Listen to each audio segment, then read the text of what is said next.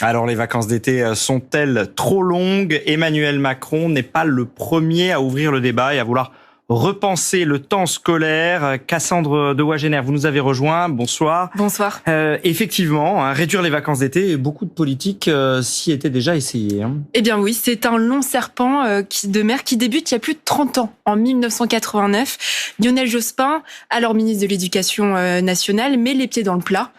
Il promet d'engager une réforme donc sur les rythmes scolaires, mais finalement, la durée des grandes vacances ne bouge pas. 15 ans plus tard, avec le président Jacques Chirac, qui juge les vacances d'été trop longues, mais toujours rien, la durée reste inchangée. Même histoire en 2011 avec Nicolas Sarkozy, qui décide certes de supprimer les jours d'école le samedi, mais il n'arrivera pas à réduire les vacances scolaires.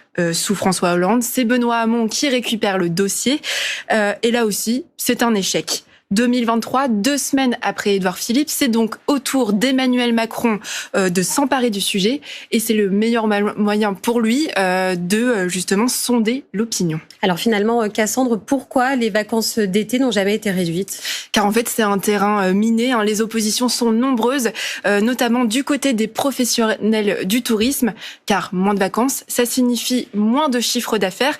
Et on le sait, le tourisme est un secteur clé de l'économie française. Cela représente plus de 75 milliards d'euros.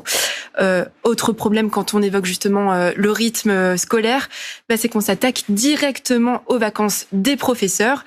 C'est donc un sujet politiquement sensible, alors que cette profession est mal payée et qu'elle attire déjà de moins en moins.